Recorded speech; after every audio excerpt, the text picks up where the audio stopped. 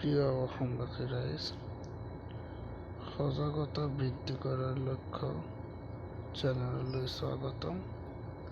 আজি আমি গ্ৰাম পঞ্চায়তৰ বিষয়ে জানিম। বাৰ্ষিক এবছৰত কিমান টকা আহে, কিমান টকা ব্যয় কৰে, কিমান টকা থাকি যায়, সেই সম্পূৰ্ণ ডিটেইল জানিম। আহক আমি ভিডিঅ'টো আৰম্ভ কৰোঁ। প্ৰথমে প্লে ষ্টৰত যাব। প্লে ষ্টৰত গৈ আপোনালোকে গ্ৰাম স্বৰাজ লিখিব। গ্ৰাম স্বৰাজ এইটো চাওক, এপ্লিকেশ্যনটো হালধীয়া ৰঙৰ যিটো এইটো আমি লোড কৰি ৰাখিছোঁ প্লে ষ্টৰৰ পৰা, আপোনালোকেও কৰিব পাৰে। গ্ৰাম স্বৰাজ ক্লিক কৰিম। গ্ৰাম স্বৰাজ মিনিষ্ট্ৰী অফ পঞ্চায়তী ৰাজ আহি গ'ল। পঞ্চায়তী অফ একেবাৰে তলত চাওক, এইটো গভৰ্ণমেণ্টৰ ৱেবছাইট এপ্লিকেশ্যন হয়, কোনো বনোৱা তেনে প্ৰাইভেট নহয়। ইয়াতে আমি চিলেক্ট কৰিম। ইয়াত আপোনালোকে লেংগুৱেজ ভাষাটো চেঞ্জ কৰিব পাৰে, চেঞ্জ লেংগুৱেজ হিন্দীও কৰিব পাৰে, একো নহয়। ডাঙৰ কথা মই ইংলিছত ৰাখিম।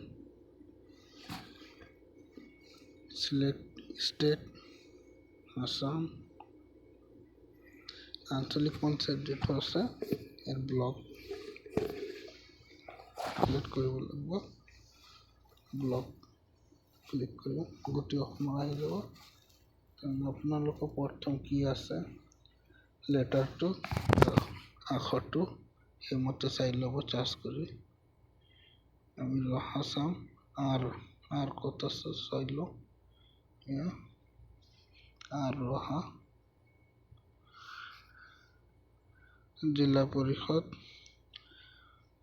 মানে গোটেই গাঁও পঞ্চায়ত আহি যাব। ৰহাৰ ভিতৰত যিমানখিনি আছে, এইটো মাগুৰগাঁও চাওঁ, ছাবমিট কৰিম। এতিয়া 23-24 চলি আছে ন, আমি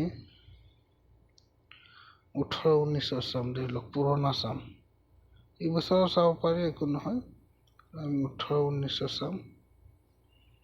ক্লিক কৰিলোঁ। ইয়াৰ ডিটেইলছত মাৰিম, পঞ্চায়তৰ ডিটেইলটো থাকিব। চাওক ইয়াত আছে মাইনুল হক প্ৰেচিডেণ্ট, ডেট অফ বাৰ্থ, পুৰুষ, জেণ্ডাৰ, ইমেইল দিয়া আছে। ইয়াতে আমি চাওঁ এপ্ৰুভেড এক্টিভিটিজ, ক্লিক কৰিম। চাওক ফেঞ্চিকেল ইয়াৰ 18-19, found all opted to GP 49,60,523। এটা আপোনাৰ টোটেল কামটো দেখুৱাইছে। 8টা কাম আছিলে টোটেল, টকা ইমান।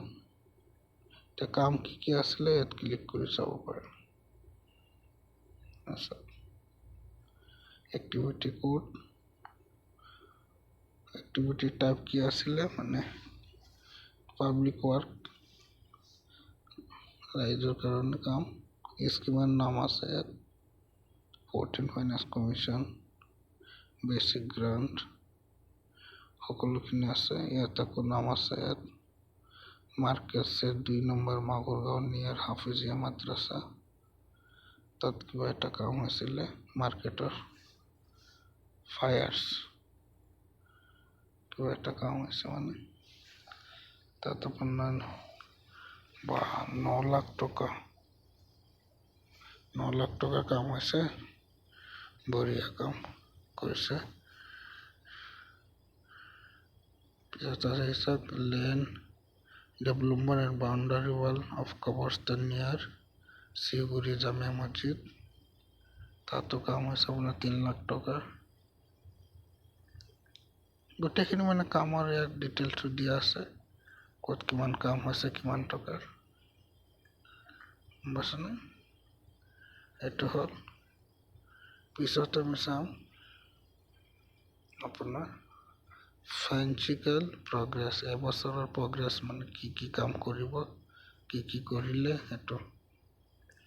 পিছত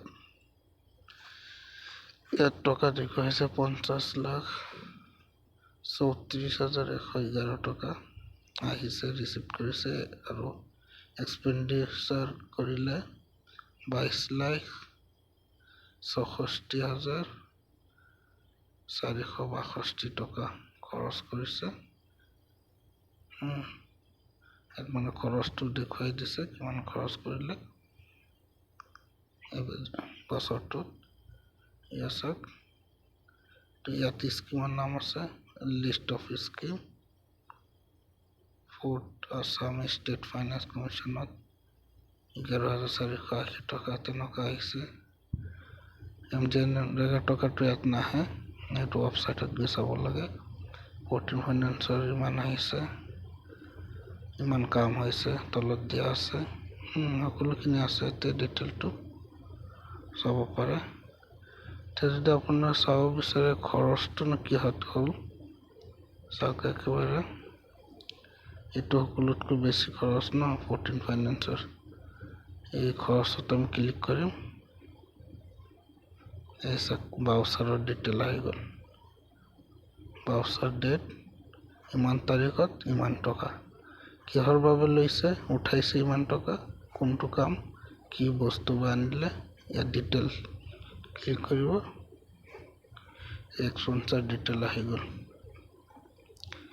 এমাউণ্ট পেইড কৰিলে, পঞ্চায়ত প্ৰগ্ৰেছ ৰিপৰ্ট, ৱেজ মানে মাটিৰ কাম হৈছে কিবা, ৱেজ লিখা আছে, সেইবাবে ইমান টকা উঠাইছিলে। পে'মেণ্টটো কেনেকৈ হ'ল, বেংকত হৈছে, চাওক হেণ্ড হৈছে নে চেক হৈছে, হাতত দিয়া নাই, ডাইৰেক্ট চেকত হৈছে। চেক DD নম্বৰ বুলি এটা থাকে, চেক নম্বৰটো এইটো, চেক ডেটটো এইটো, চাওক সকলোখিনি তথ্য থাকে আৰু আজিকালি তেনেকুৱা চাব পাৰে সকলোখিনি ডিটেইলছ। ধন্যবাদ।